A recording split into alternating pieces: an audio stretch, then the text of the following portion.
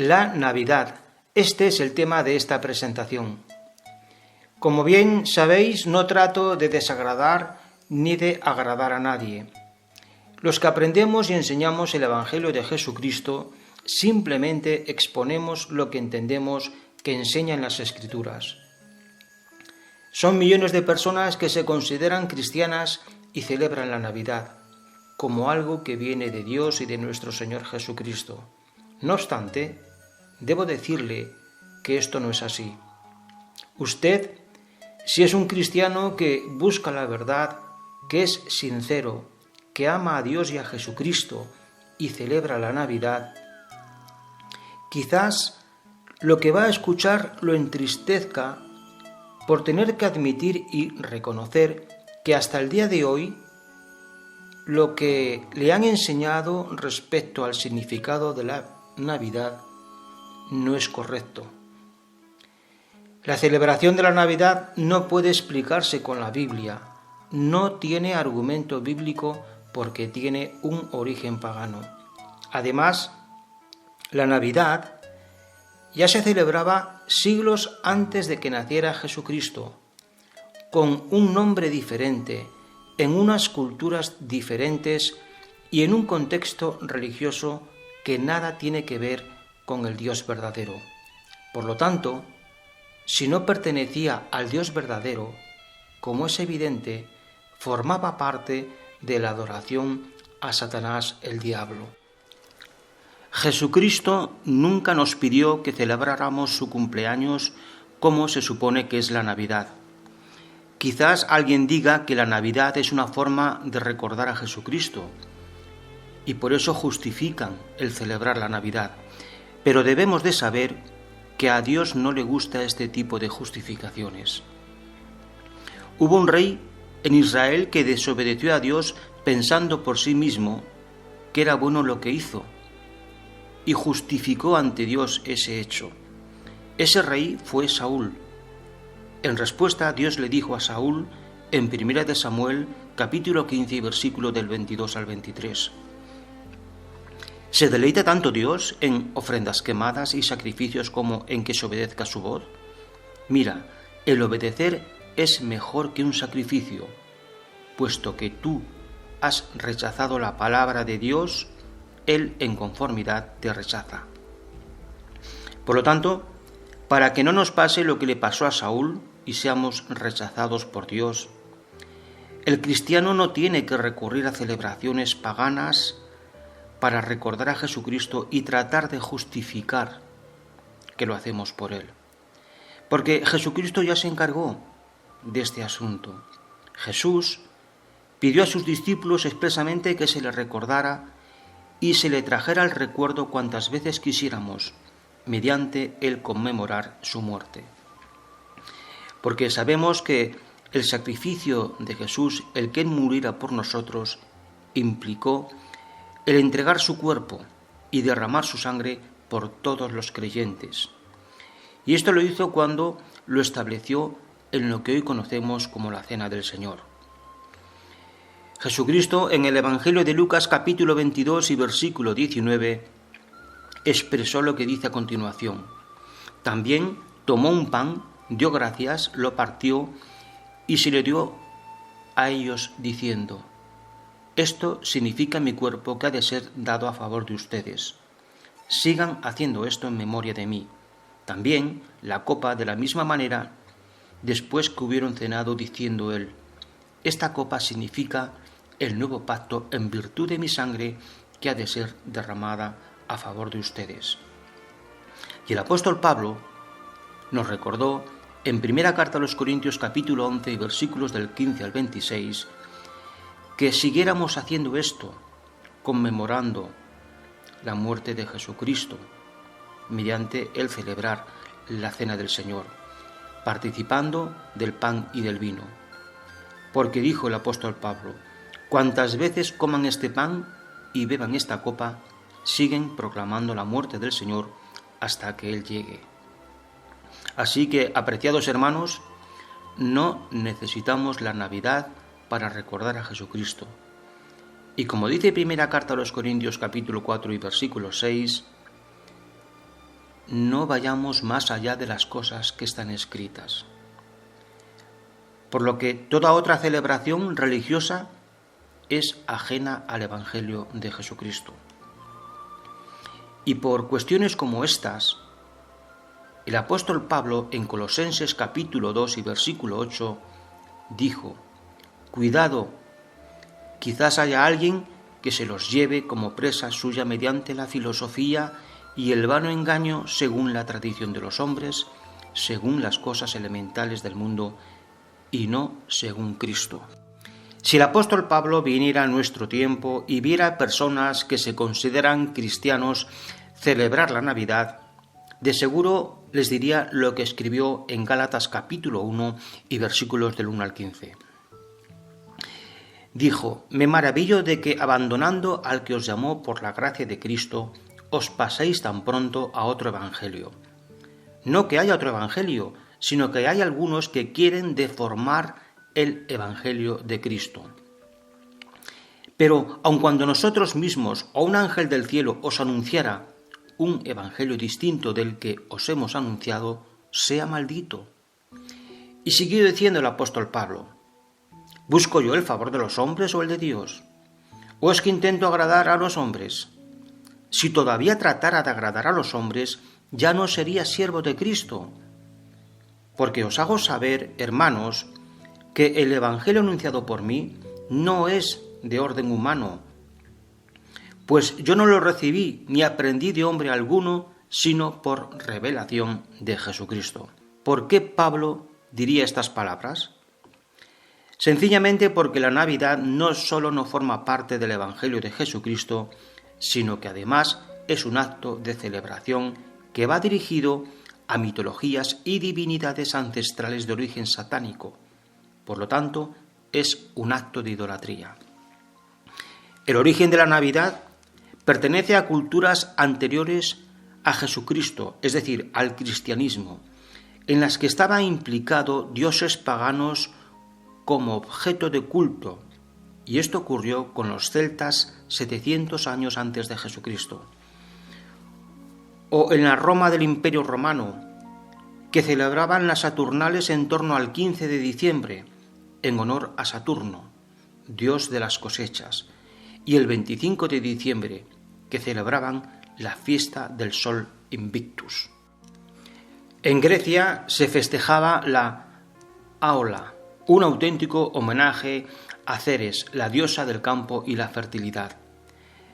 En torno al 25 de diciembre, el Imperio Romano y los celtas conmemoraban la celebración del solsticio de invierno con la festividad de Yule, donde se cerraba un ciclo de vida en la tierra y se abría otro.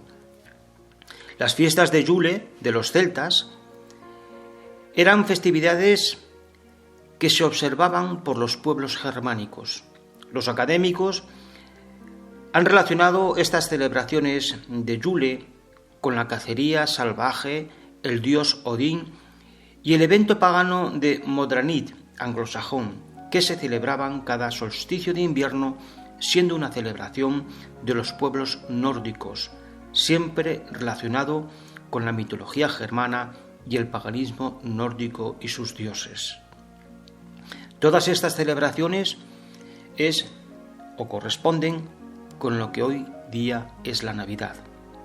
Y todo era en agradecimiento a los dioses paganos, en los que estaba implicado la adoración a Satanás, el diablo. Este agradecimiento se festejaba con banquetes, con bailes y ofrendas. El colorido de las luces navideñas, los regalos, las cenas, ese misterioso espíritu navideño y toda la simbología que envuelve esta época de la Navidad y la convierten en la más especial del año, son originarios de las fiestas en honor a dioses paganos de las culturas, divinidades y mitologías ya mencionadas. Toda la iluminación propia de la Navidad tiene conexión con los antiguos celtas, que tras haber dado paso a la época más oscura del año, era inevitable pasar la noche más larga del año y por lo tanto tenían que protegerse de los malos espíritus en esa oscuridad y para ello iluminaban los caminos durante toda la noche. En ese periodo también se hacían sacrificios y banquetes en honor al dios Thor, dios del trueno, la guerra y las cosechas, y a la diosa Freya, encargada de asegurar la sucesión de herederos en la comunidad. De aquí surge la magnífica idea de comer, cenar y recenar con toda la familia. El árbol de Navidad es otro de los símbolos de la antigua mitología nórdica. El abeto, por tener siempre hojas verdes, simbolizaba la vida eterna, y de él se colgaban diferentes adornos como por ejemplo piñas y frutos silvestres. En cuanto a los demás adornos que se ponían en el árbol de Navidad, eran hojas de acebo, hiedras, coníferas y otros ornamentos hechos de metales. Se utilizaba esto para proteger los hogares de los malos espíritus en esos días más oscuros del año. En la antigua tradición celta, de la que el pueblo romano adoptó multitud de ritos, existía el llamado Holy King, un druida con ciertos poderes sobrenaturales que por estas fechas repartía el botín que él mismo recolectaba durante el año entre los aldeanos. Este personaje se ilustraba vestido con hojas de muérdago, las típicas hojas de Navidad, y siempre iba acompañado por sus fieles renos. Este personaje, en el año de 1822, pasó a llamarse Santa Claus, tal y como lo conocemos hoy día. Pero, ¿cómo llegó a entrar toda esta mitología en el cristianismo?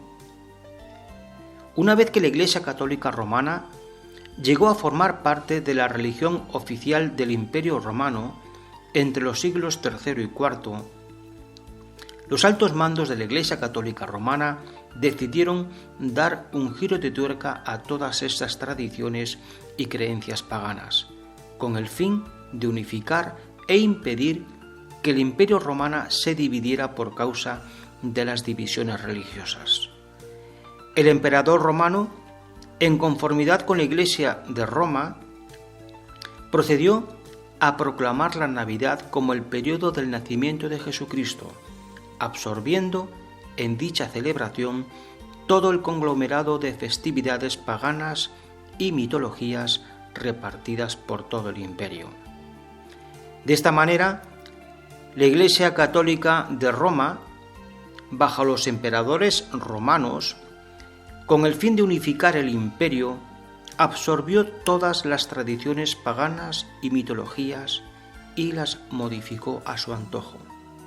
Así, con la excusa del nacimiento de Jesucristo, se adoptaron todas estas celebraciones y creencias. El portal de Belén, el famoso pesebre, se convirtió en el escenario emblemático y principal más reconocible de la Navidad.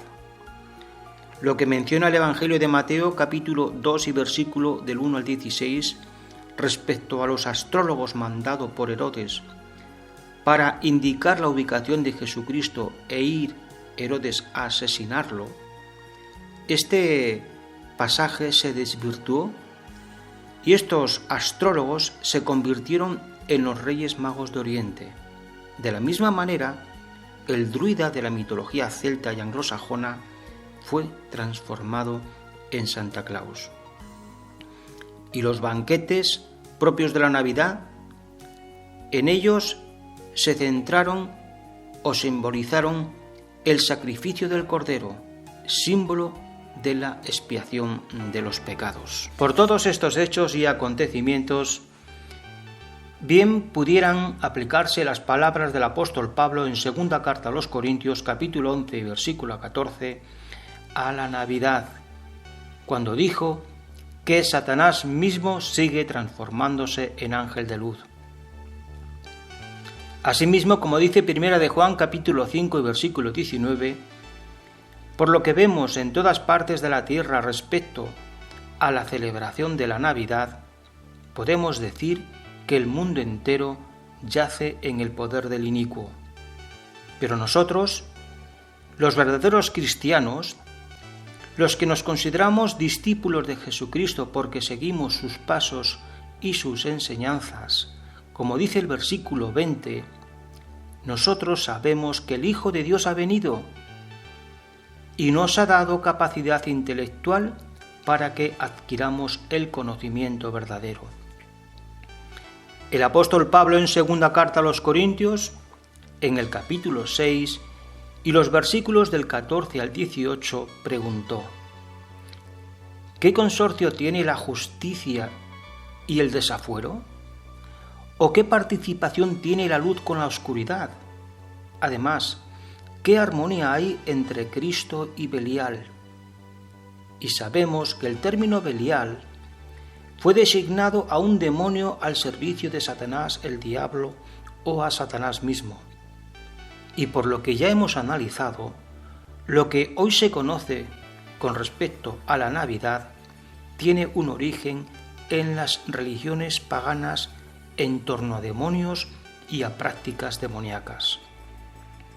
Con razón, el apóstol Pablo concluyó en el versículo 17, cuando dijo: «Sálganse de entre ellos y sepárense, dice el Dios verdadero, y dejen de tocar la cosa inmunda, y yo los recibiré, y yo seré para ustedes padre, y ustedes me serán hijos e hijas».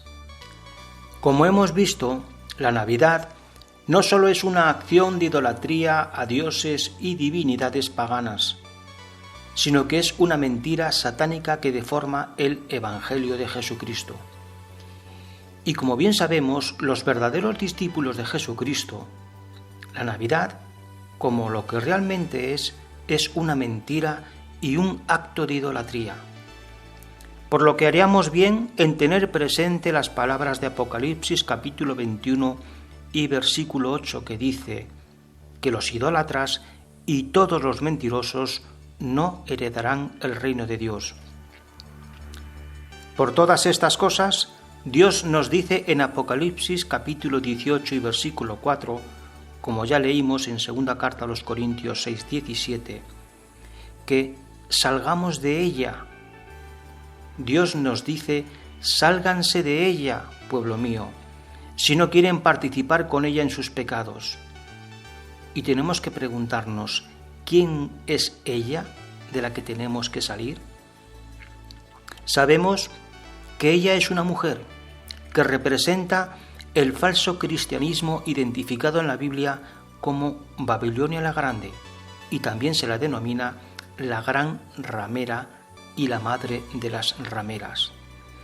Por lo que la gran ramera bien pudiera corresponder a una organización o denominación cristiana originaria, principal y dominante en el mundo, de donde surgieron sus hijas, otras denominaciones religiosas cristianas más pequeñas y secundarias, pero que todas juntas, tanto la madre, la gran ramera, como las hijas de la ramera, en ese falso cristianismo, como dijimos, celebran, fomentan y consienten la festividad pagana de la Navidad.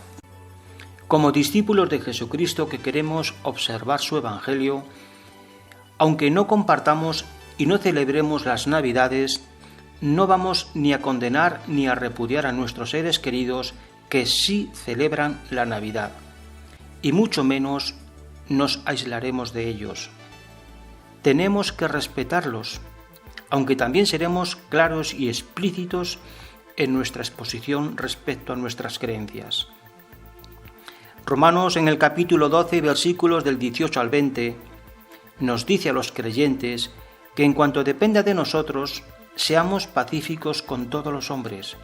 Y sigue diciendo el versículo 20, si tu enemigo tiene hambre, aliméntalo. Si tiene sed, dale algo de beber, porque haciendo esto, amontonarás brasas ardientes sobre su cabeza.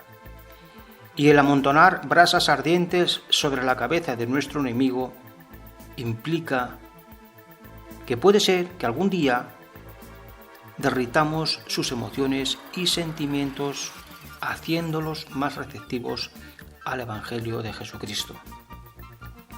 Por lo tanto, si como dice la Biblia, a nuestro enemigo tenemos que cuidarlo, ¿cuánto más haríamos por nuestros seres queridos? Por lo que si un familiar que sí celebra la Navidad nos invita a una comida, ¿sería apropiado el sentarnos junto a ellos en dicha comida? La Biblia nos dice en Colosenses capítulo 2 y versículo 16 y 17 que nadie los juzgue en el comer y beber o respecto de una fiesta o de una observancia de la luna nueva o de un sábado. Por lo que el discípulo de Jesucristo, sin implicarse en dicha celebración navideña, podría acudir a una comida familiar, haciéndole saber a sus familiares que va a participar de la comida, va a participar del encuentro familiar, pero que ni celebra la Navidad ni cree en ella, y que lo único que hace es aprovechar un día de encuentro familiar, siendo dicho encuentro una oportunidad para generar vínculos fraternos entre sus seres queridos, además de poder aprovechar la ocasión para explicar por qué no cree ni participa de la Navidad.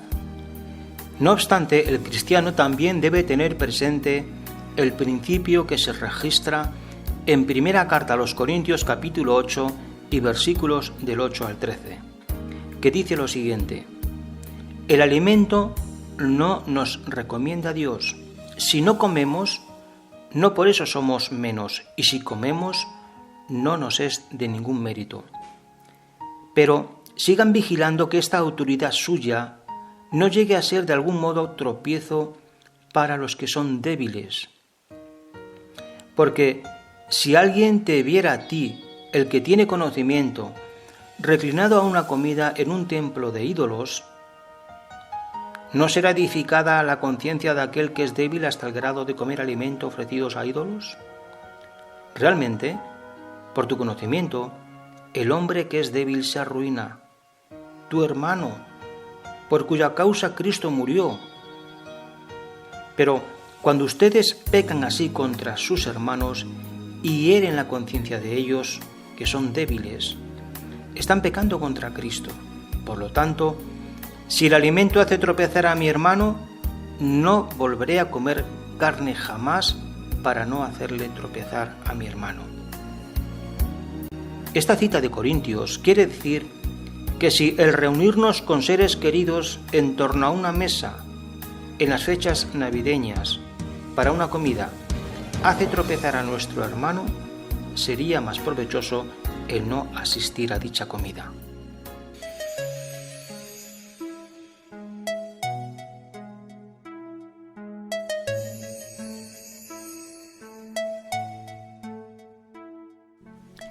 Para ver capítulos anteriores sobre este tema y para ver otros temas, los encontraréis en la red social YouTube.